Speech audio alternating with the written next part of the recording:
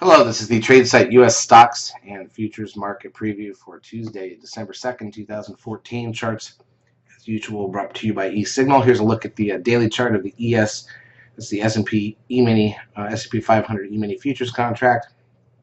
S&P did lose 14 today, even though most of it was a gap down, or a big piece of it was a gap down, and then we kind of traded in a little bit more narrow range. But we did see good volume in the markets, 1.7 billion shares on the NASDAQ. Here's the NASDAQ side, which lost 50. Now we're playing with the moving average right there, and we're under it on the ES side.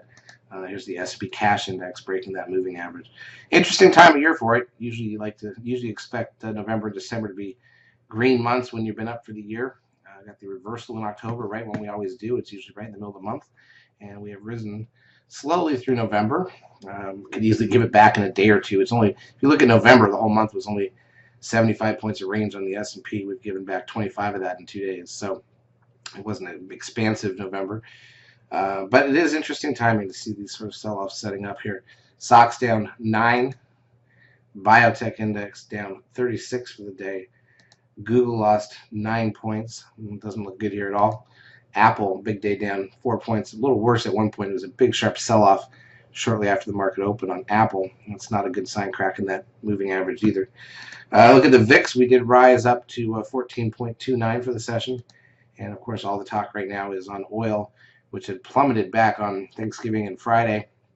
When nobody was around, you'll notice we got a 13 secret buy signal on Friday on crude oil, and got a 3-point bounce. But that's only back to 69.30. Keep in mind, this is way off the highs. Oil down from $108 a barrel almost as a high in the summer month of June. And we commented that it was selling off strangely in July and August, a time when oil is usually pretty up.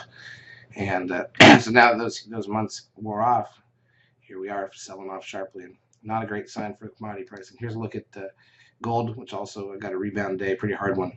Took it back to 1 month highs. All right, so now let's take a look at the ES front month futures contract. This is the E-minis. In 5-minute bars, just so we can see what we did here today. We had gapped down, we headed lower, bounced back to the highs, went back to the lows. That had already established the range for the day, and it was just back and forth inside of that a couple of times. Never went any further either way. The NASDAQ side, however, not quite as big a gap down. Sharp sell-off. Remember, that was partly with the Apple plunge. A little rebound back and forth, and then just wiggling all day long after that. But, again, we had a good trading day to start the week. Usually the first day back from a holiday weekend's a little slow, and also, so we didn't have that here. And that's a positive. Hopefully that bodes well for Tuesday, Wednesday, and Thursday being even better than normal.